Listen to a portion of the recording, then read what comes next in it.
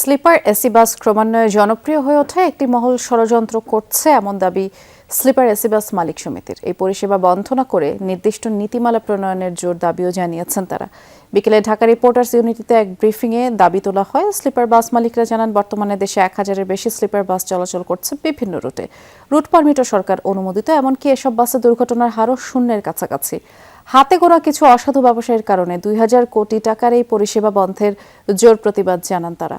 অভিযোগ, বাস মালিকদের সাথে আলোচনা ছাড়াই মহাসড়কে বাসগুলোকে জরিমানা ও ডাম্পিং করা হচ্ছে। অতি দ্রুত নির্দিষ্ট নীতিমালার আওতায় এনে নির্বিঘ্নে চলাচল ও যাত্রী সেবা নিশ্চিতের দাবি জানান বাস মালিকরা।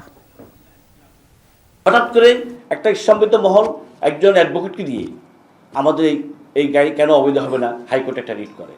সেইটার এগেনস্টে আমরা পক্ষপাত হই। আমাদের কোর্টে যত প্রক্রিয়া, যত পেপার, সেটা চলমান। এই অবস্থায় ভ্রাম্যমাণ আদালত, বিআরটি, ম্যাজিস্ট্রেট গিয়ে সমস্ত গাড়িগুলো ডাম্পিং করার চেষ্টা করছে এবং ছিটি দিয়েছে এই গাড়ি চলাচল করা যাবে না। বিভিন্ন গাড়ি দিয়ে জরিমানা করছে, গাড়ি ধরে ডাম্পিং করছে। তারা আমরা যারা বিনিয়োগ করেছি, এখানে 2000 কোটি টাকা বিনিয়োগ হয়েছে, আমরা এখানে কোথায় আমরা দাঁড়াবো?